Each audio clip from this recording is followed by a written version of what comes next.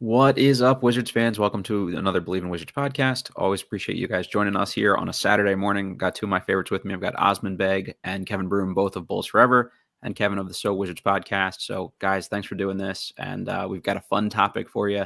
Bilal Coulibaly, the only thing I've been excited about for the Wizards in probably 15 years. So this is huge.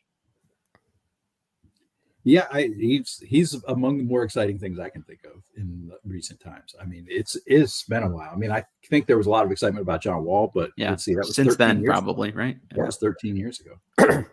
It also makes me realize how kind of desperate we've been to attach to any young player that we've been like, hey, Oubre really has it. No, it's like Corey's really nice, you know? It's like Yeah, absolutely. Now we see the difference between actual high level potential and kind of like, hey, maybe they're a role player. Yeah. It's amazing what happens when you don't draft guys with the intention of them being role players as their ceiling. So what a pivot.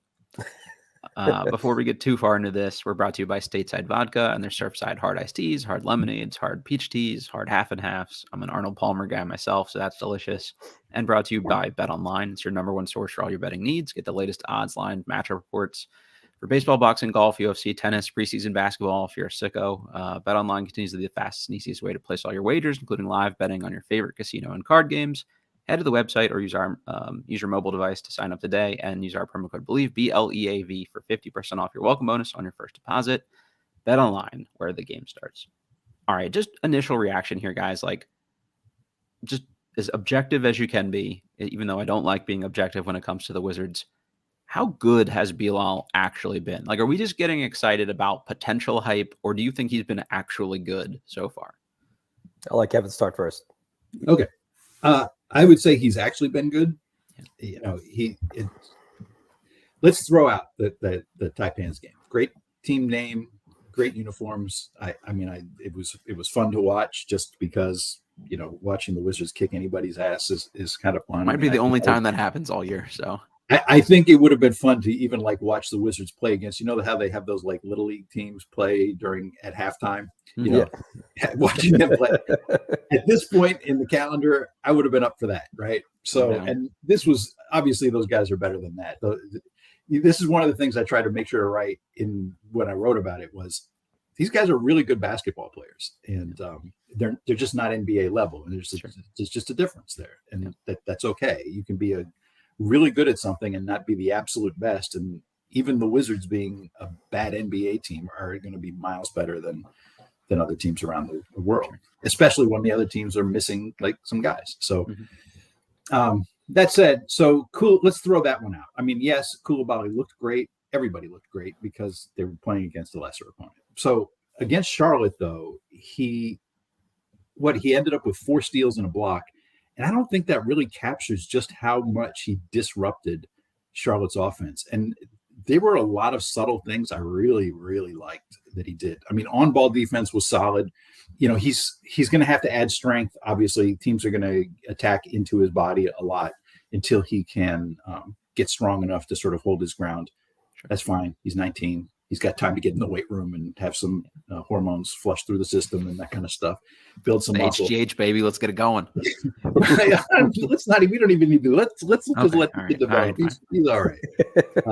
But the thing I liked was really like the off ball and the help stuff. The things like stepping down, like when there's a pick and roll and he's on the weak side, he was alert enough at 19 years old to, you know, come down to that elbow to that nail area.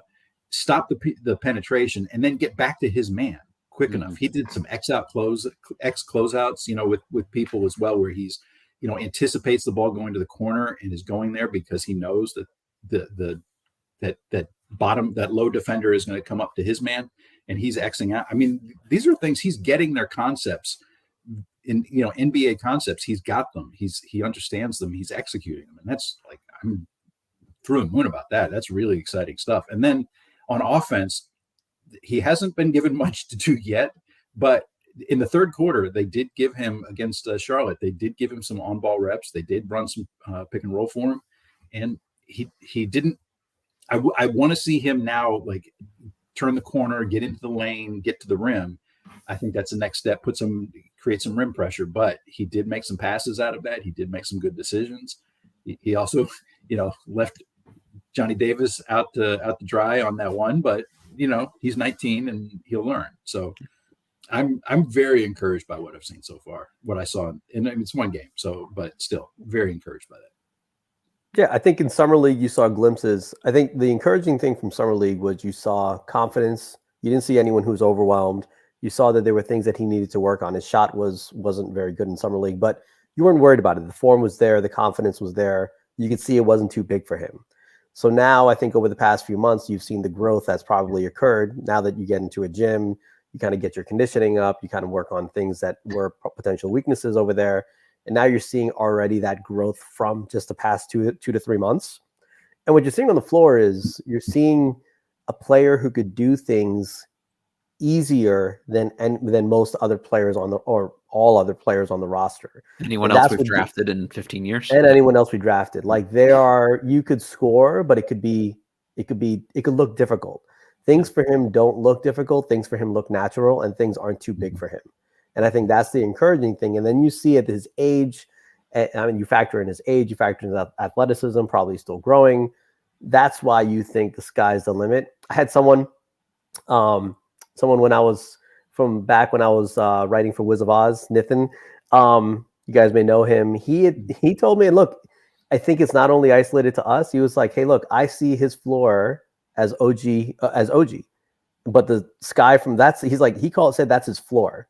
And I was thinking about it. I was like, yeah, if he ends up just as OG, I'd be a little disappointed. And that's no slight to OG. I think there's actually legit star potential there. And which is why I asked that question yesterday. I was like, hey, between Wall, Beal, Bilal, who, I kind of ranked him in terms of prospects as Wall, Bilal, Beal, but I could easily see that because of Bilal's size, because of his just because of how his athleticism and all how he doesn't dominate the ball. Maybe he could easily leapfrog Wall in some time, Yeah, I'm with you guys. Also, if you're watching this on the Twitter stream, if you switch over to the YouTube feed, you can follow along with the chat, send us questions in real time. We'll answer as many of them as we can get through as we're going and as are topical. The thing I liked most about watching him so far, well, first of all, it's a preseason game and everyone does you can't overreact to one preseason game. I don't think we're overreacting. I think you can tell real things about what a guy's going to do that's going to translate. He may not shoot that well. Everyone remembers Johnny Davis's first G League game last year. He couldn't make a shot. And then in game 2, I think he went 11 of 12 or something. And we're like, oh, it's fixed. But the truth may be somewhere in the middle with Coulibaly in his shot. But immediately, it's the defensive things. And Kevin, I think you used a word here that I thought was pretty good, or maybe I'm interpreting what you said in a certain way, but the defense looked disciplined already. He made the right rotations and things like that. And I think I'm not going to give Wes any credit for that in the short term here, but last year, his coach, Vincent Collet, was the French national team coach, and he coached Metropolitans 92 so that they could coach Wembanyama, and he's since left the program. He was literally just there to coach Wemby for a year and roll on. But that's a guy that coaches high-level defensive teams, and you can see that from what Coulibaly is doing already. Yeah. The schemes and all those things might not be the same, but this is not some dude coming out of a league where he was a one and done as a college player playing in the MEAC or something. No offense to the MEAC, love the MEAC, but he wasn't playing 2-3 zone all the time. He was playing a professional defense. Yeah, bingo. And I think that kind of stuff is going to stick. And if he can do this from day one, imagine when they get him used to playing with certain guys, who needs to help certain directions, what are the little wrinkles they want to put in. We've talked a lot about drafting two-way players, and the offense, he's going to hit some of the shots he made the other night. He's going to miss some of them, but he's going to be a pain in the ass in transition. I think this is a dude that contribute right away. And part of what I want to talk about with you guys today is how much do we need him to be involved? What's the right amount? All those kinds of things.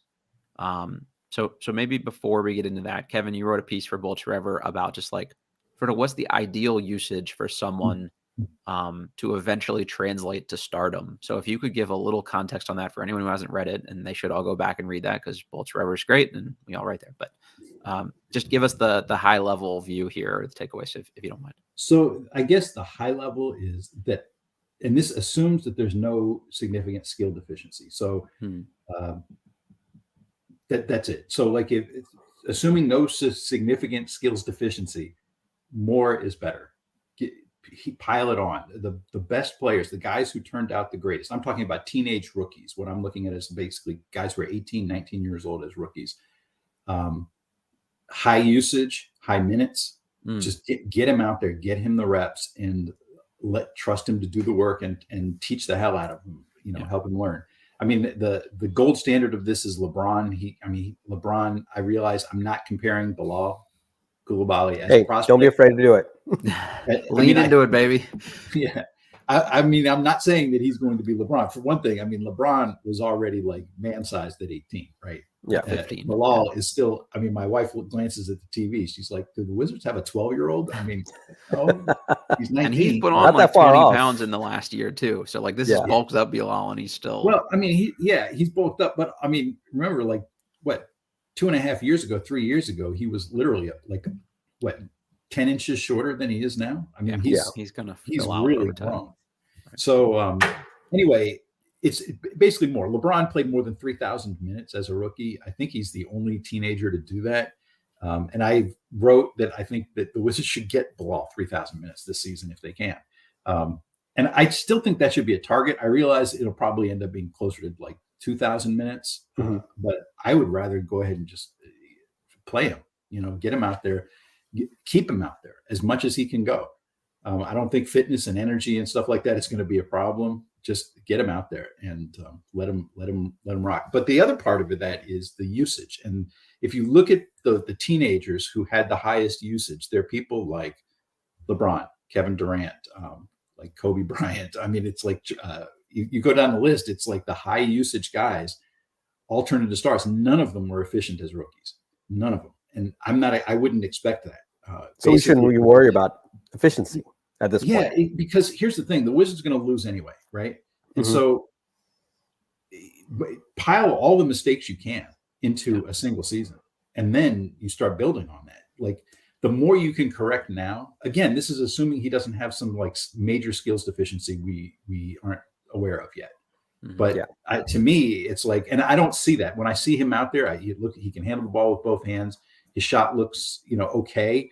It's hey, handling the ball with both hands seems like you might be taking a shot at someone. Hey, no.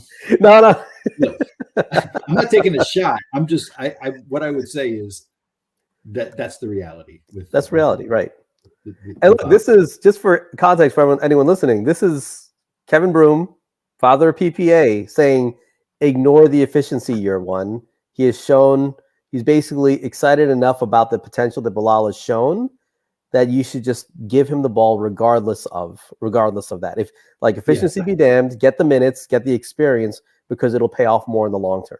Yeah, very much so. And I think that the Wizards, I wrote about this the other day in my post game about the Charlotte game, and that is that so possessions are like currency in the NBA, right? I mean, it's like you have funds, a certain number of possessions that you can invest over the course of the season. You can spend. I think it's in a sense like a wager, right? It's like you can make a series of bets, and if your bets pay off better than, or your investments pay off better than your opponents, then then you win and they lose, right? So if the Wizards spend a lot of their possessions, and I'm not saying this as like a dig at Kyle Kuzma, but if they spend a bunch on Kyle Kuzma being like -12 efficiency relative to average, if he's at 30% usage and -12 efficiency at 28 years old, it's like what is actually the point there? I love the idea of having Kuzma there as a sort of to talk with the guys, to sort of show what it's like to be a veteran, to take some of the tough shots and take some of the offensive load. But I think that for the team's future, they would be much smarter to have Coulibaly at 28% usage and Kuzma at like 22, 24, somewhere in there, and Poole at that 25% level or something like that.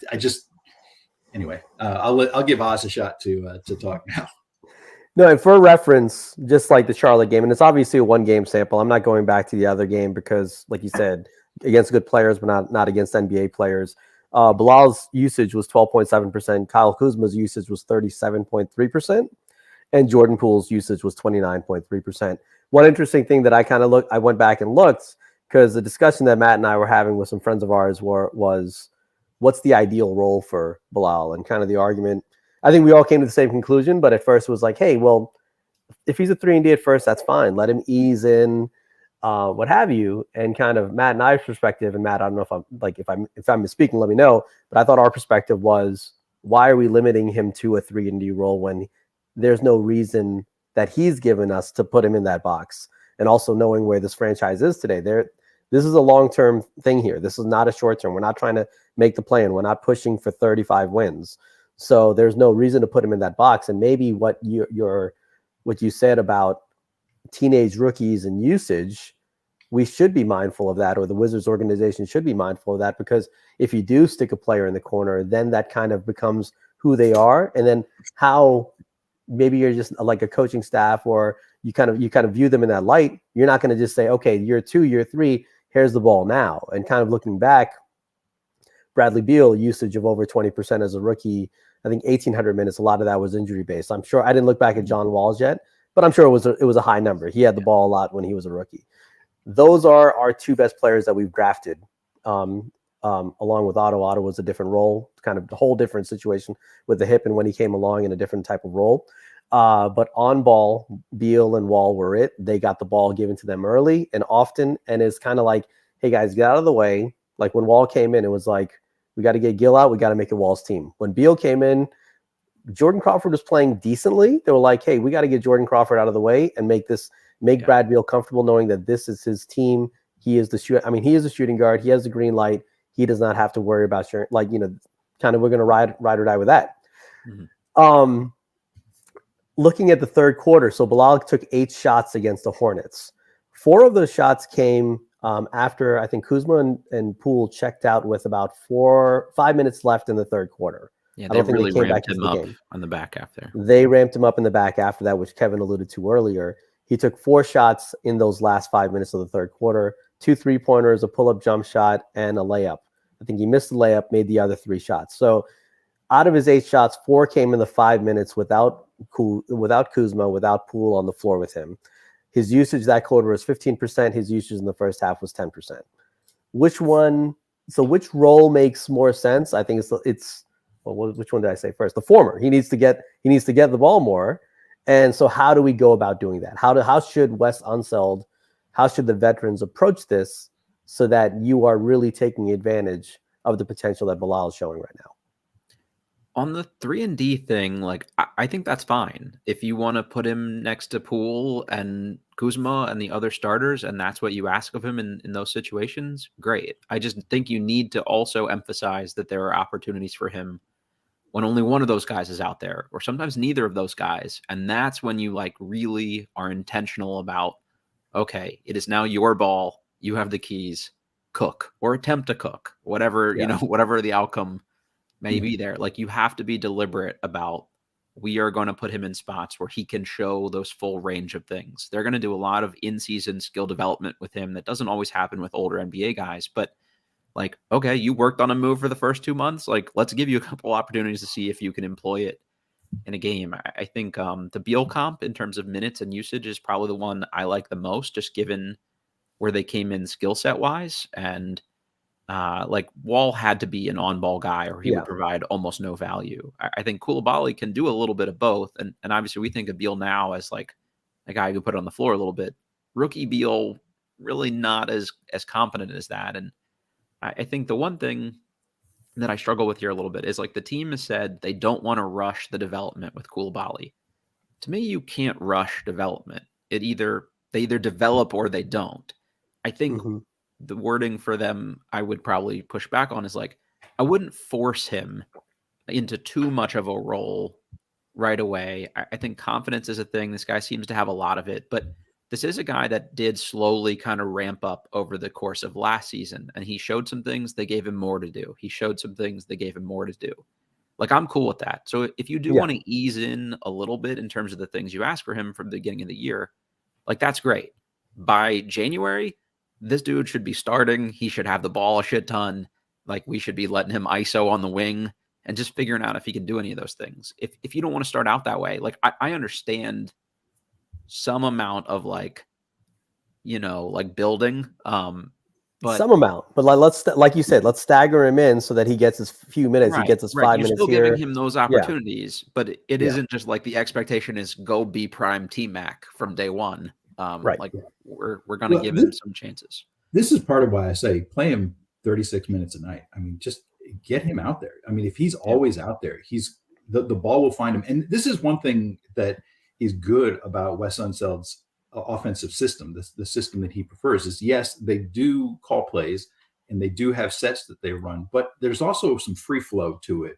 And guys can flow into actions. A lot of those like cuts that players get so much praise for, those are prescribed. Those are like counters that are built into the offense. So everybody is taught that, if they play you this way, it's, like Kispert gets so much praise for it. Part of that is that when he catches the ball 25 feet from the basket, if Steph Curry is a 3-alarm fire, then Kispert is at least a 2-alarm, right? I mean, he's a terrific shooter. And so, yes, if somebody throws him the ball 25 feet from the basket, you're going to overplay. He has opportunities to back cut where some other players, nobody's going to guard Daniel Gafford so that he can make a back cut, right?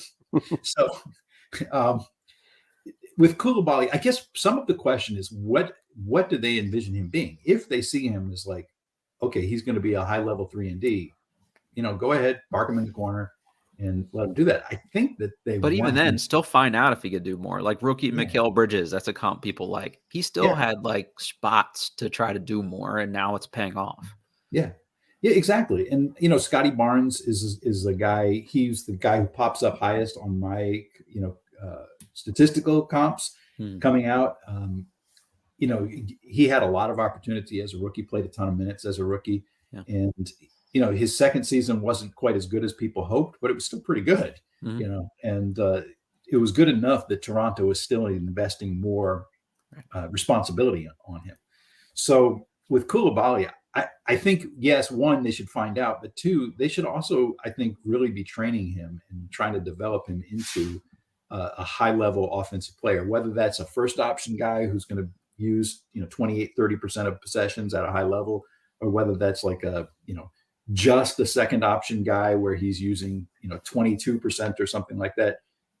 That's you can work that out. You can always dial a guy's roll back, and the only thing that I would be concerned about, and it doesn't seem like it would be a concern, is that as a rookie, as 19 years old, he's going to make a lot of mistakes. And he's going to get his ass kicked plenty.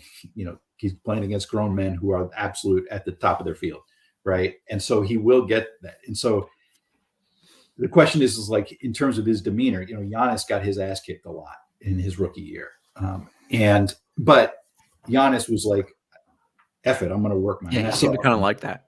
Yeah. And I'm going to get better. And now he's kicking everybody else's ass, right? So the hope would be like with Bilal Coulibaly is, what's his demeanor? Does he lose confidence? You don't want that. But it doesn't seem like that there's too much of a risk of that. He's very kind of a calm, cool demeanor at all steps. So, and that's when you scale it back if you need to. Like if it's getting out of control and he just can't do anything right and he's turning the ball all over the place and falling down, and okay, then let's scale back and then we build ourselves back up again. And they have some real positive guys there. Like Joseph Blair is just like relentlessly positive, and not in a bullshit kind of way either. He's just like, he makes people feel good, Yeah. And so you can, I think, if you treat him like a mature young man, and you say to him, okay, you've had a rough couple weeks, so come and sit next to me during this game, and I'm going to talk to you, and let's watch and see, like, what can you learn? What could you do better? And you really, you just approach it like you're a teacher, and they're teaching him basketball, NBA basketball. Mm-hmm. Yeah, I don't think he does not need the kid gloves that clearly, and I don't mean this as a slight, like players adjust to the NBA differently. Johnny Davis really needed kind of like a year to kind of be like, kind of really be built back it was up. a redshirt year for him, basically. It was basically redshirt year, right? So, real quick, I just want to underscore your point, because there's one play from Charlotte game that really stood out to me, and that was in the third quarter. Wizards ran kind of a side pick and roll, and Charlotte trapped him. They sent two defenders, kind of a blitz sort of situation. It was really a trap, and Coulibaly handled that double so smoothly. He just moved the ball before the defenders. The defenders were still on their way to him, and he had already moved the ball. He read it, he dished it, and I got to be honest, that's better than Beal was handling doubles in his 7th, 8th, 9th season last year. Yeah. I'm serious. I mean, Beal, it drove me crazy. It's like, how does this guy who's been doubled like for the last 5 years still hold the ball too long and get actually trapped? Coulibaly was like passed it out, and the Wizards ended up with like a layup on the other side of the court because he passes it out. It's a swing and an easy drive because the defense is overloaded on the side. It doesn't seem like you can overload him. So anyway, back to your point. I'm sorry. I just want to No. That's great. And I'll look for that clip and I'll post it from the Bullets Forever, Bullets Forever Twitter handle later today. Like you said, like he doesn't need to be like, there are going to be times this year, like you said, Matt, he will have like a rough stretch, and maybe you pull back, maybe you kind of stagger him out a little sooner in a game like that. You're like, hey, are you good? And if he's good, you kind of push him back in later, and you kind of manage things. Like it's a job. It's the staff's job, and I know they know this. Like it's their job to kind of manage and develop as a C. Linear's rarely ever just like, it's not a clear like ascension. Like there are going to be bumps along the load, but you want to see the overall pattern be right. And like you said, if the role is a little more limited now, that's fine. Well, this is one NBA preseason game, one other preseason game in. But what you don't want to happen is you don't want to be in December and all of a sudden his usage is still 10%. Right. You want that number to be gradually ticking up, and you want him to have the opportunities with other teammates, because he's clearly shown that he has the on-court awareness, the on-court skills to this, and not fully developed skills, but at least he has that benchmark skills that needed for this. And he has the athleticism, and he has the overall game to handle this. In the chat, Bruce Knight asked, what about Bilal starting at the 2 while Tyus comes off the bench? I'm going to take the first crack at that if you guys don't mind. Good. I think the nice thing that Tyus brings, and I'll be honest, like I haven't been wowed so far, but I think part of that is just it's preseason. They're not breaking everything out here. He's probably just been in like, let's feed everybody mode. But that's the thing Tyus will do for you. A good point guard is going to ensure some amount of everybody eats. So there won't be possessions where it's a Jordan Poole ISO for 25 seconds or Kuzma like going coast to coast 3 possessions in a row. Like Tyus is your sort of like regulator on the court. And I think you need some amount of that. It doesn't have to be they start together or whatever. So that's one thing you lose by not having him in the game here. I also just don't think they're going to do it. I think they want to really also find out in the shorter term if Tyus Jones makes sense for them as a part of this team for the future. I personally kind of don't see it, just given the investment in Poole that they're likely to make, and that doesn't seem like a starting backcourt to me for the long term. But they're just not going to do that to Tyus. Like they wouldn't do it to Monte. Like that's not how Wes rolls. He's an old school kind of, hey, there's a pecking order in the locker room. He's not going to do that to Tyus from an egocentric standpoint, if there's any chance that they want him back next year, because I think he's been the bench, backup point guard or whatever. He wants to be a starter. They want to see if he can be a starter. They want other teams to see if he can be a starter. And I'm not saying you maximize Tyus at the expense of Bilal. I just think that they're going to, again, they're saying they're going to bring Bilal along slowly. I wouldn't be against starting him personally. I don't see him doing it at the expense of Tyus. That's my take. Yeah. Also, why not just start him at the 3? The 3 position is open. Because Danny, okay, this is the year Danny turns into Luka. Hey, look, we'll get to that later. I mean, you could easily stagger Denny and make him the first sub if it's really important, and kind of go big wing with Bilal, Denny, Kuz. There are ways to work that out. I mean, there's Denny also has not played the preseason, so you can't just he's had that injury. It's hard to just say make him the starter when he's not been available. It just is what it is. Kind of also going back to your point about Tyus, the Monte comp is out there. I think there are a few differences that statistically, I think we'll see it statistically over the course of the season. Tyus pushes the ball. Monte does not like, he kind of like labored up the floor a little bit. I kind of, you know, I kind of made it like, would always make the joke that he looks like he had like a parachute strapped to him, you know, and he was like trying to like, it was like just like laboring to get up, like pushing himself. Ty is kind of, look, he's not getting to the paint, but he advances the ball. Once the ball's inbounded, he's not holding it the whole way up. He's already giving it to the next guy. And then he's kind of moving. It's almost like a, I don't want to call it a Saturansky, but like a different, but it's like the ball is always in constant motion. It's always moving. People want tempo. People want pace. People want this. Pace does not come out of just giving guys the ball, letting them sprint up the floor and just shoot pull-up threes. It comes out of like, you know, like tempo and all that is going to increase as the ball moves more and as the ball, it doesn't stick as much. The ball is going to move faster than a person moves. Tyus, I think, is a key to that. Now we'll see. He has to prove it out. Jordan Poole, if you just gave the keys to Jordan Poole and Kyle Kuzma, them going ice, like sprinting up, going ISO is not going to make us a faster, more dynamic offense. It's going to actually slow the offense down, which is what we saw, I think, against Charlotte in pieces. There were points where we were down 10 to 15 points in the third quarter. And I remember there was a possession where Kuzma was on the wing. He dribbled the entire possession, shot a 10-foot hook shot. The very next possession, Jordan Poole gets a screen from Gafford, shoots a pull-up three-pointer. That's not how you come back from 15 down. That's how a 15-point deficit becomes a 25-point deficit. So what you really need is you need Tyus to be that kind of calming influence on the floor, at least for now. And if like things evolve and things change from there, great. And then I'm sure things will be changing by the trade deadline. Yeah, I think so. So I like this question in part because it gives me a chance to talk a little bit about my theory of positions, which I think has changed somewhat.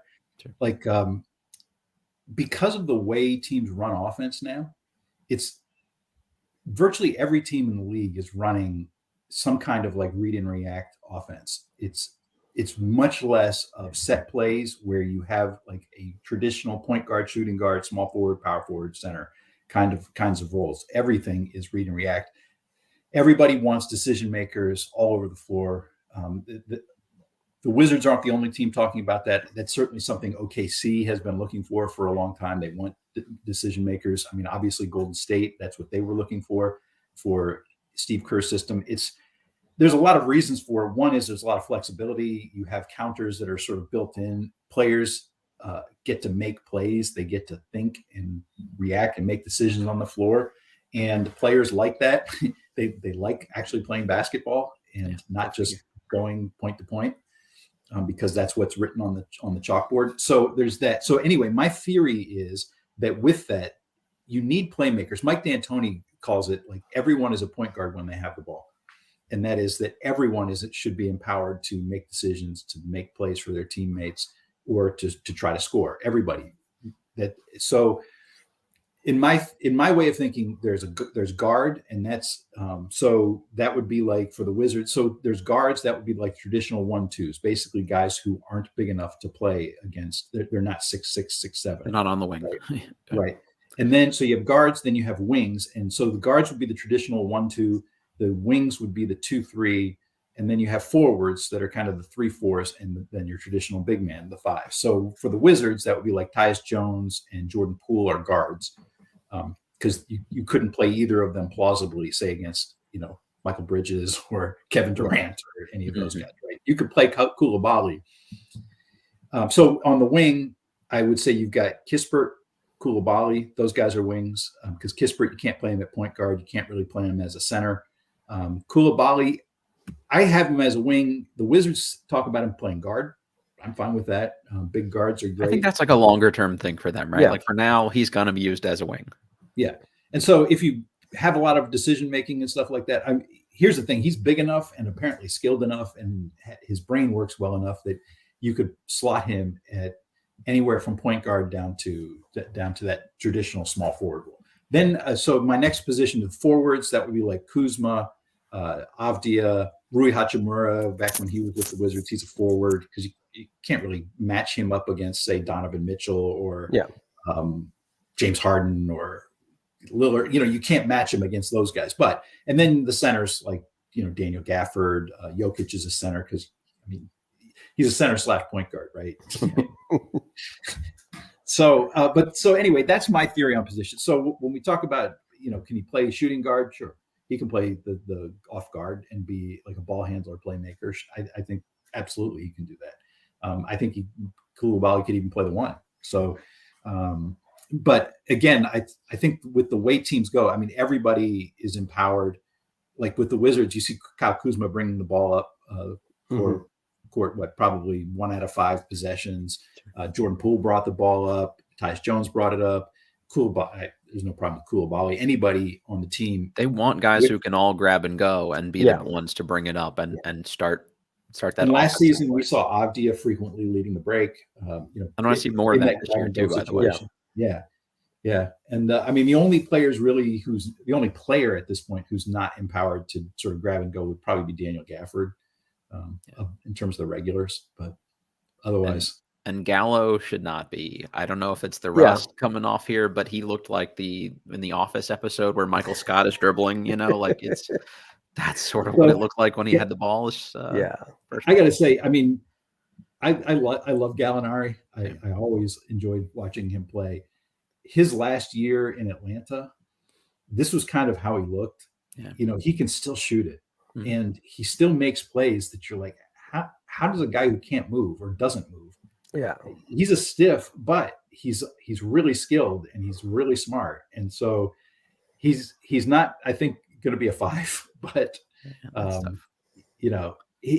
and if he's lost mobility, he's probably lost some mobility from the ACL tear. But this is kind of what he was. He wasn't exactly agile his final year there in Atlanta. So I'd say the other guy who can't probably grab and go, Corey, because you have to grab a rebound to be able to get out in transition. So anyways, just letting you all know. And you need him to cut off of whoever has the ball. Yes, the cut, exactly. What the Wizards need Kispert to do is when somebody else is going, is for Kispert to basically run to an open spot at the 3-point line and just be ready. Yeah. Like I think you said this. He took 10 threes. That's great. I don't care. It doesn't matter that he missed it. Take the 10 threes, Yeah. He was 2 for 10, but I mean, he's not going to be 2 for 10 if he keeps shooting 10. Right. Yeah, exactly. He's 8 for 10. So he's been kind of like notoriously a slow starter. I think even that last year, Gonzaga was really good. Like the percentage wasn't great out of the gate, if I remember correctly. But so I'm not worried about him having a couple stinkers, percentage wise. I would rather him go ahead and launch the 3 than try to attack the closeout, because that hasn't been going so well. Yeah. That's actually, and look, I didn't have that expectation. I know some people did based off how he closed last season. Oh, maybe he could be there's another gear there. And you've seen him when he has attacked closeouts. He basically dribbled either into his own man or dribbled into the defender's chest. And it's just not there. Like he's kind of projecting as a specialist, and specialists have value. Let's use him as that and have him space the floor for other guys. Yeah, I think really with where the league is going and where this team is going is ultimately the Kispert's value is probably going to be in trade. To a team that really, like a high level team, like their window is now kind of team. Yeah. Like if you could move him to Milwaukee, for example, and pick up some picks or something. I don't know what Milwaukee has left. Probably nothing. Yeah. But if you could do maybe a 3-team trade where the Wizards end up with a pick. And that's kind of where it's always been. Like, his at a rookie salary with his shooting, he needs to be on a contender. Joe Swam said in the YouTube chat, 4 or 5 of those threes he took the other night, he wouldn't have taken last year. And I agree with that. And I think that's really been a point of emphasis for them. And that's something that Wes even said in the postgame. Like, we need him to be a volume guy for this team. And that's still something I kind of don't like, because they're relying so heavily on one guy to solve perimeter shooting.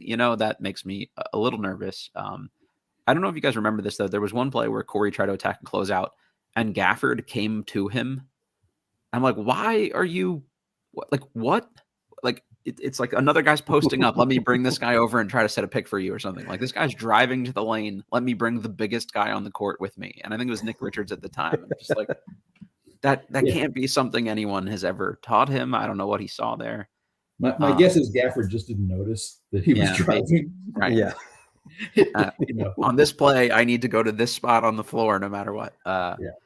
One thing I want to shift to here a little bit is just if this is a factor for you guys at all. We've talked about the amount of minutes we think Bilal should play.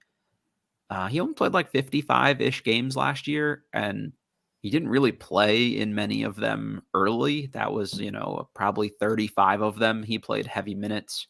This is not a guy that was in sort of that AAU system of development where he was playing 4 games on a Saturday and 5 games on a Sunday kind of deal. Do we worry about if we're saying, hey, play 30 minutes out of the gate over the course of 90 games?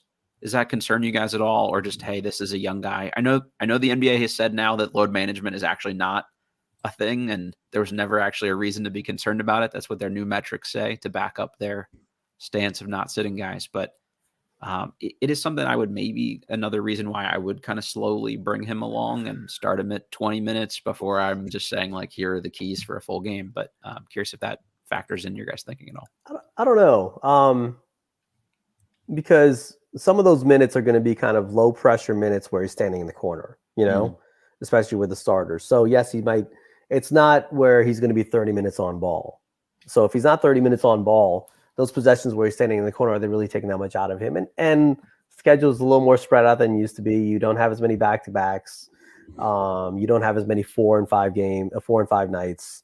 So am I as worried about it? No. I mean, look, we could always get to a point too where if he does look like he's finally beating the wear down, do I imagine him playing the last 5 games of the season? Probably not, because he's going to have a lot of minutes by then, and that's going to be when we're looking at like Patrick Baldwin Jr. if he's still on the roster and players like that. So like there are ways to manage it, and so I'm not as worried about it. Kevin? Yeah. So I'm while you were talking, I'm just pulling up like how many minutes he played. And so he played last season 1,200. Where was this? There, 1,246 minutes. So that's fine. I think he needs to ramp up from there. Like I said, earlier in the show, I just think he needs really to get a lot of minutes, and so I would be in favor of him playing basically as much as he can handle, with an understanding that at some point he's likely to hit the wall, and like every rookie does, and he'll struggle. And I think it's a good opportunity for him to learn how to play through that, because there are going to be times you need to do that. I'd rather him play more, get more reps, get more opportunities, more usage, just more, throw it at him. And if he's showing signs of like stress, if he's lagging physically, then I think you work on some things and you get the training staff involved and all that kind of stuff. But monitor him, teach him, work with him, but I play him. Yeah. Also kind of teach him, like, it'll be a good experience. I was going to say they need him to become a star, becoming like a sub all-star 3-and-D player. I mean, sure, that would be nice, but if they want to really have something, if they want to build something, they need him to grow up and become a top 10 NBA player. Mm-hmm. And he's the only guy on their roster that even has a shot. Yeah. And kind of like why you have a Kuzma, why you kept him, is to kind of help show a player like Bilal how to manage yourself through a season, how to get into the weight, when to get into the weight room, when do you need rest, those type of things. So ideally, that's one of the benefits of having a Kyle Kuzma who's been kind of on a full title run, so like that's where the staff, everyone needs to just monitor, but kind of teach him how to get through this so that he knows how to approach it in the future when they are ready to be more competitive. I think the other thing Kuzma does for you here too is just having been around LeBron, and Kuzma himself talks about how great Rondo was for him in learning to watch film, learning to break things down. And sometimes he doesn't always play, like maybe he's fully broken things down, but at least like being able to talk about what the greats do from that perspective, like you were saying there, Oz, like, and you've got Poole, who was around Curry and Clay and guys like that. I think that is sort of helpful, but the Kuzma piece specifically, this was a very one-dimensional player coming out of college, and there's a reason he went where he went. This was a stretch big, essentially, and he has really added a bag over time and skill development here. Like, he's one of the bigger skill development wins in the league. Like, again, you can kind of question how well he utilizes some of those things in game, but like, I wouldn't have trusted him to dribble much as a rookie. And now, like, he's initiating some offense. So I think if you've got Bilal, he's a guy that they're going to emphasize actual working on skill development throughout the season too. And if you're working really hard with him, if the team actually is going to practice this season more than they did last year, and he's doing individual work and he's playing a lot of games, like I think Kuzma's another guy that could help you figure out how to manage those kinds of things for him and work with him on the side. He's the guy organizing the one-on-one games after practice. Like, playing one-on-one against Kuzma and Poole and all those things is going to be huge for somebody. It's going to be huge. Like Coulibaly. Kuz also in the weight room a lot. Take Bilal in the weight room with him. I think Kuz can be a very good influence. I think the one thing I would say is just my old man rants here a little bit. Number one rant, fashion shows. Done with fashion shows. Look, I got my Belichick type, little hoodie over here, like there are no fashion shows allowed. Number two, I am so look, let's get it. We had the big three last year, the big three. Let's cut that crap out right now. We don't need to name the Poole Kuz duo. Forget that they're even a duo. Anything, and this is as a leader, anything that revolves around this franchise needs to include Bilal. So if you're naming a duo, Bilal better be part of that duo. I like it. Hey, let's just have whatever you call a 15 set of people together. Whatever the version of that is, and we'll call them the Wizards. What a great name. Yeah, we could do that. I do think, though, that the official nickname for Bilal Coulibaly is the French deflection. I like that. I do like that. That's good. I've been going with the franchise a lot. Just franchise is good too. Yeah, that's. You might have to put that out to a poll. Hey, that's personally, a good one. I don't care about the fashion thing. I mean, if they want to do that, good on Kevin. them. Go ahead. Just and I'm not day 2 of training camp. All right, I'm not going to start on this again. Doing something like being interested in fashion or whatever, means that they're not concentrating on basketball. I think that they can do that. That wasn't directed at you, Oz. That was, there's a lot of, I take that as a personal attack. You need to be working on your game. It's like, you can do both. Kobe Bryant had all kinds of interests that he pursued outside of basketball, and he still put in his, sicko work schedule. So, hey, if they had a fashion show today, training camp's over probably. I'm totally good with it. It was just day 2 of camp. But anyways, I'm not going to go back. Need to break up the monotony of the second day. That's right. They've been working so hard for so long at that point. It never makes no sense asked, how important are NBA off seasons for growth compared to in-season minutes? They're huge. And that's where the vast majority of actual individual skill work happens. However, for these young guys, when you're a young guy on a veteran team, you are not going to practice a ton. So they have more opportunities during the year. Someone like Coulibaly, they're going to emphasize mid-season skill development for as much as he can handle. And that thing we just talked about, the one-on-one games, that's something that every good player talks to being huge for them. When we had Gilbert Arenas on the podcast, he talked about the single biggest thing for him turning in the offensive player he did was one-on-one games with Larry Hughes after practice.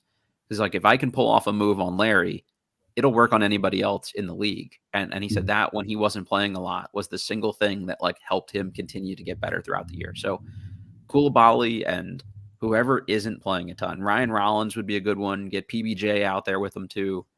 Every one of those guys should just be beating the shit out of each other for an hour after practice every day.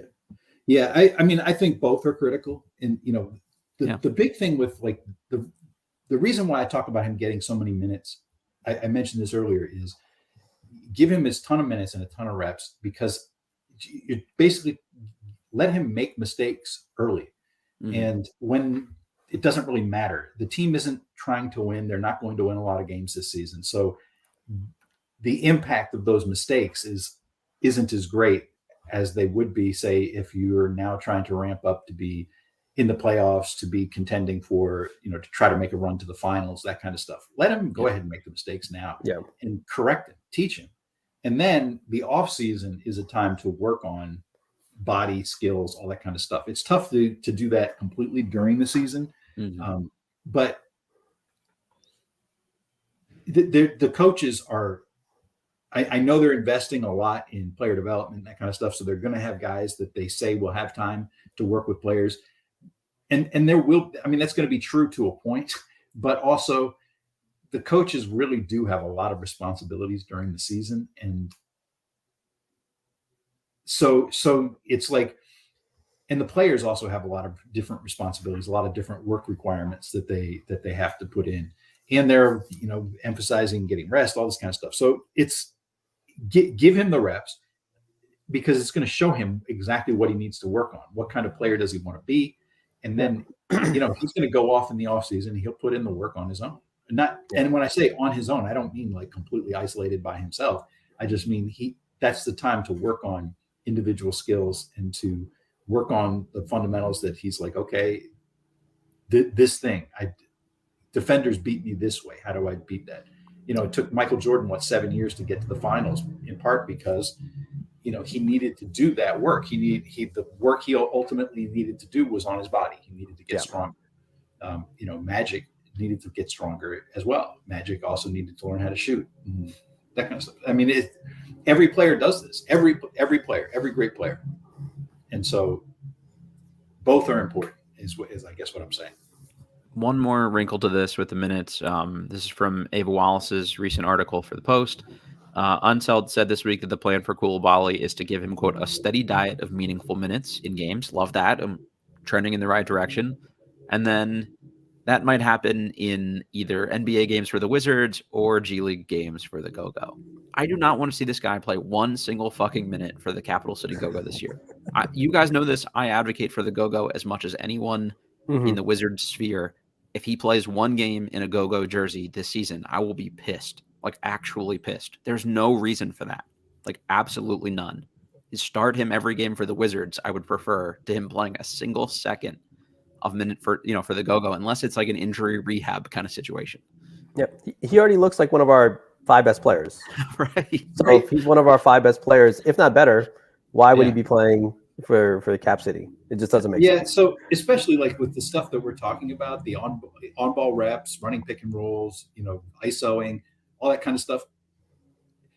I enjoy the G League, but the G League defenses are not NBA defenses. The sophistication isn't there. The size and speed of the defenders isn't there.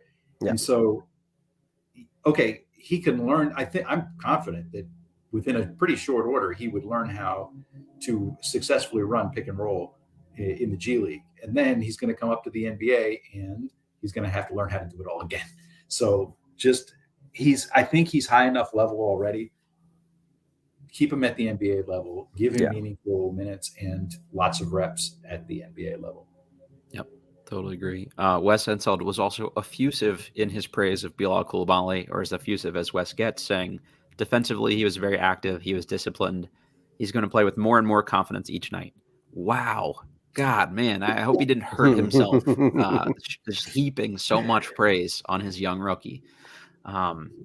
Just what a milquetoast press conference those things are too. Like, just, hey, we saw some shit, we like what we saw, like, we're stoked for this guy. Can't like, his teammates are talking, like, I get that, like, Wes can't blow him up too much, but he looked disciplined is like the single greatest compliment we could give him. I don't know, I just found that a little underwhelming personally.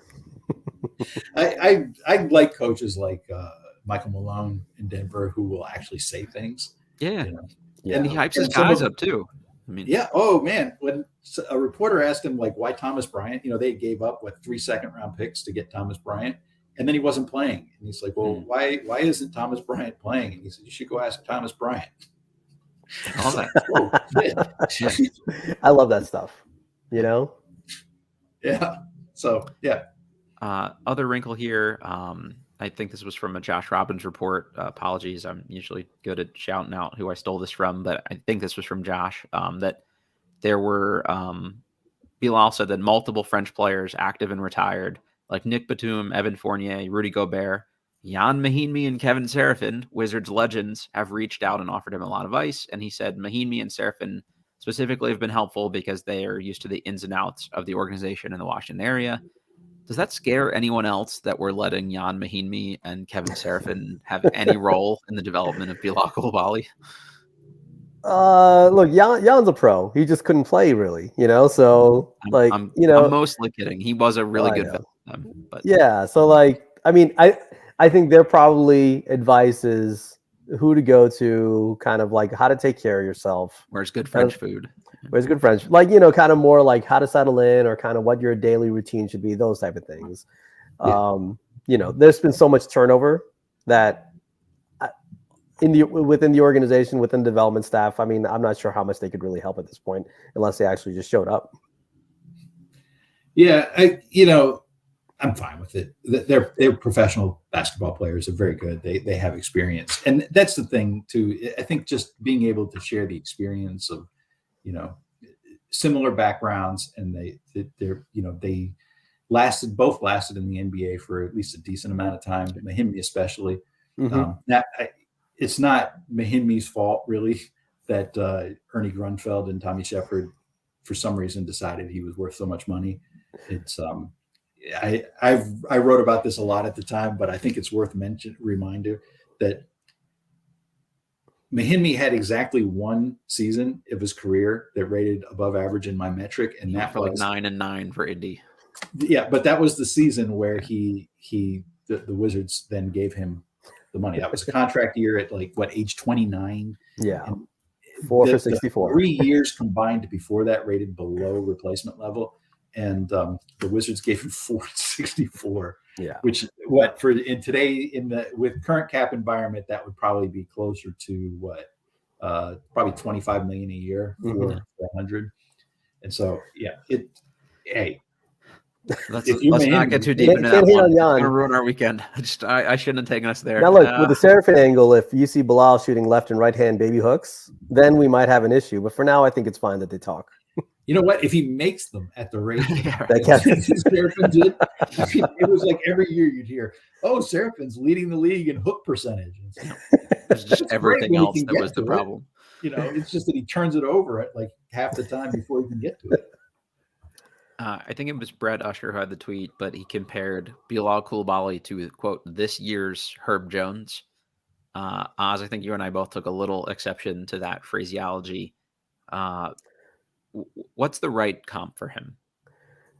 I don't know it's tough to know what the right comp is. I mean, I get and I don't think anyone who says that it's not meant as a slight. It's not meant as, and even Herb Jones is a good player, but it's meant as, hey, this is a great defensive player. And kind of what we're saying is their flashes of Bilal being a great two-way player. Mm. So what you want to, and maybe it's a little hypersensitivity to it. You don't want to put, don't put Bilal in a box. Don't limit him to just one side of the ball, because he has shown that those limits aren't there on the other side of the ball also. So let's just see what he could do. Kevin, you mentioned Scotty Barnes, right? I'm sorry, I missed that. Oh, you mentioned Scotty Barnes too. I was just going to see if you had another comp beyond that. Yeah, so I mean, I just pulled up Yoda, and I'm looking at the comps for him, and I've got Scotty Barnes is the guy who pops up first. Jonathan Isaac is another one who pops up. Derek Favors, who's a big man, which is kind of a weird comp. All the block shots, maybe. Yeah. Yeah. This is Derek Favors from in college. Okay. And so as I look at the numbers on a per minute basis, there's some differences. I mean, Favors had almost twice as many rebounds, but it's weird. Anyway, and then Beal is a guy who showed up as well. Brandon Ingram shows up. So, I mean, there's some really good players up there. And I mean, I think probably the closest one is Scotty Barnes in terms of how he moves. Who reminds me of is Scottie Pippen, different Scotty. I think the reaction to those type of Herb Jones comparisons is like, hey, nobody puts baby in a corner, If I were personally going to put him in a corner, a more reasonable corner to put him in for me is Jaden McDaniels. That was the guy last year that I thought was the single best perimeter defender that I saw all season. And he just stifled guys. And I think Coulibaly can probably do that maybe as early as this year from what we've seen. Maybe he slows down over the course of the year, or guys counter stuff that he, maybe that devolves a little bit, but yeah, McDaniels also has a lot of offensive upside too, that, given the team he's on, hasn't shown as much, but it's there. Mm-hmm. Coulibaly looks like last year's McDaniels by next year. It wouldn't shock me. And not that he can't get more, but McDaniels also young enough and has the offensive ceiling, whereas I don't think Herb Jones is ever going to be a high level offensive player at any point. Yeah. Yeah, I think Herb, like you say, I think he's much more of that defensive role player. Yeah. I think Herb is much closer to like where Bruce Brown is going to be, where it's a little more of jack of all. You can plug him in at a lot of different positions. All teams like a guy like that, but he's not running. And I think Coulibaly is. I'm hopefully he should be both a very good defender and the hope would be that he's a driver of a high level offense as well. Yeah, Brandon Paul George on offense or something. Or Paul George, Kawhi Leonard, LeBron James. Yeah. Right. Any comp short of KD is just fucking offensive at this point, and I won't stand for it. That's right. I just want to take the hype to a crazy level here. Can this guy make an all defensive team someday? Yeah. I thought you were going to say. I thought you meant this year. All defense this year. And I would take an all rookie first team this year. That's for sure.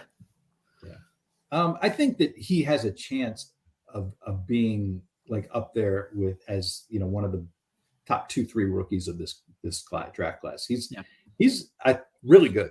I mean, you know, we talked about him a lot as a prospect leading up to the draft, and I think I had him 5th overall on my board at the end.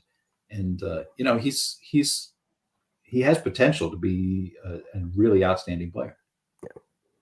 The next time I tweet something like, "Hey, I loved Denny's defense tonight, but I really wish he had made a couple more perimeter shots," and someone tells me that I'm negative, I'm going to send them this episode. You guys can all fuck off. We're happy to be optimistic, hope-tomistic, whatever, when guys show you enough flashes of crazy upside. And I'm just making the Denny one as an example because those are the people that usually shit on me the most. But I love to be like positive about the Wizards. I've been saying hammer the over. I still think even what we saw last night, they couldn't make a shot and they still came back and won a preseason game. Like, that's great. You know, I'm not saying they're going to make the 6th seed or some crazy shit like that, but 27 wins still seems like a doable thing for me with this team over the course of the year. So we'll see. Yeah, I think that they're still probably going to. I haven't finished my forecast for the season. I'm guessing that it'll be right around the over-under. And I think if I were betting, which I don't do, but if I were betting, I would probably take the under, in part because I think they're trying. How do I kick Kevin out of this room right now? We're going the wrong way here. I mean, here's the thing. I think that they're going to be making some trades. Yeah, that's the difference. Right? Moving some guys. I think like DeLon Wright is likely to be traded. I wouldn't be shocked if they trade Kuzma. I suspect Poole will be around for the rest of the season. Tyus Jones might make it through the year, but a lot of the veteran guys, Muscala, Gallinari, who else? I mean, I think that a lot of those guys could get traded. I wouldn't be surprised if they ended up trading Avdia. I wouldn't be surprised if they traded Kispert. I wouldn't be surprised if they traded Gafford. I mean, I really think that if you're being like really ruthless in your analysis, you gotta be shrewd. Who do you need? Like, who is a real building block for a potential championship team? The truth is, like, none of them. Not many. You know, there are Johnny Davis, baby. Year 2, Johnny Davis. Yeah, I mean, there are guys who I think can play roles. But you can get those kinds of role players. The thing that they need are the assets to get that potential elite player to because you need 2 or 3 of those guys at least, right? To get there. Or you need like a top 10 and then like 2 top 30s, right? You know, to get there. Or you need 2 top 10 guys, like, you know, the LeBron AD Lakers. So anyway, that's kind of where I would fall on this. Is if I was sitting there in like working with Will Dawkins on this, that's one of the things that I would be saying is, look, there's nobody here who is vital to a championship. And so if that's the goal, you got to be willing to move all of them, any of them. Merle Garrett in the chat said they need to draft a center bad. I'm firmly in the don't draft a center unless he's like a generational center kind of guy in the first couple picks. So whoever you think that is, if there's an elite big and you want to take him in the top 5, I'm all for it. If you somehow end up with the 11th pick, I just wouldn't take any of those guys personally. And I think you can get enough serviceable guys in the short term and then find a free agent big or whatever. Just the value of that position is sort of not the same. But I do agree that it's going to make it tough this year with the center rotation they had. Like, I actually thought, I don't know, for whatever reason, Nick Richards seems to just abuse Daniel Gafford all the time anyway. But that was an especially concerning performance from Gafford. Like, I don't know why we gave him 4 or 5 post-ups too. That was just bizarre. Odd. Yeah. Yeah. Like Muscala was better to me in the center minutes than Gafford was, unfortunately. And Matt's not just saying that because Bob Muscala is watching. You out there, Bob? So yeah, I don't know what you guys thought of that. Yeah, I think in terms of I think you could find guys who do what Gafford does, that's sort of rim running, theoretically at least rim protecting, rebounding centers. You can find them typically like even in the second round. Obviously if you can pick a Jokic in the top whatever, wherever you can get him, you get him. He was a second round pick. When I retroactively ran him through Yoda. By the way, he came out with a top 5 grade. So there you go. He just got underdrafted because he was a pudgy, soft body, Gasol effect. Slow. Yeah. You might be able to put Gaff in the same bucket as Corey. Reasonable contract for a contender that needs a 20-minute per game kind of vertical spacer, like lob threat, shot blocker. That might be where he belongs, Mm-hmm. Yeah. It never makes no sense in the chat said if Klingon can shoot, that could be fun. Donovan Klingon out of UConn, sophomore this year. Kevin, I think you're going to enjoy him Yoda wise because I know he's a dude who in limited minutes last year had insane production to the point where they kind of ran out Dominic Sanogo, their starting center. So that'll be interesting to follow for all of us. Guys, before we get out of here, any parting thoughts, shots, anything you want to get off your chest before we close out? No, man. We seem to be playing less preseason games than anyone else. I don't know if Kevin knows any reason as to why the NBA does that. It just seems that way. Maybe I'm totally off. I'm excited about the season. I'm not really locked in on like what Kevin said. They're not players. The players on this roster are not vital to a title. All of which, except for I think Bilal. So really, that's the focal point for me going into this season. How are they using him? Is he developing the right way? That's really the only important thing to me, the main important thing right now to me. So what happens with everyone else? They're going to be nice when Poole and Kuzma go crazy, and it's going to be fun. They're going to be nice when they're terrible, and it's going to be a rough watch, just like kind of like the first half of the Charlotte game. That kind of is what it is. That's kind of where we had been. It's not where this organization is trying to go. So I'm not, I'm going to try to. That's kind of how my viewpoint of this season is going to be. Like, let's see how Bilal is going. Let's see what we can get at the trade deadline, and let's look forward to the 2024 draft. And that's that's what we all wanted. That's what a lot of the Wizards fans wanted. This. They wanted a rebuild. This is what we're getting now. So it's time to buckle up. It's going to be a long ride. Yeah, I'd love for them to make some deals with bring back some real first-round picks. Yes, we don't need 9 more second-round picks.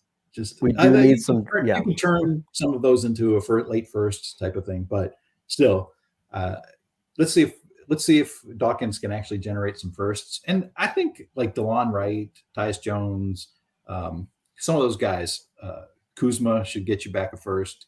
Those they should be able to get some assets, especially if they're taking back some contracts that teams don't want. Yeah, and I agree there because we still have that pick that's owed to New York now.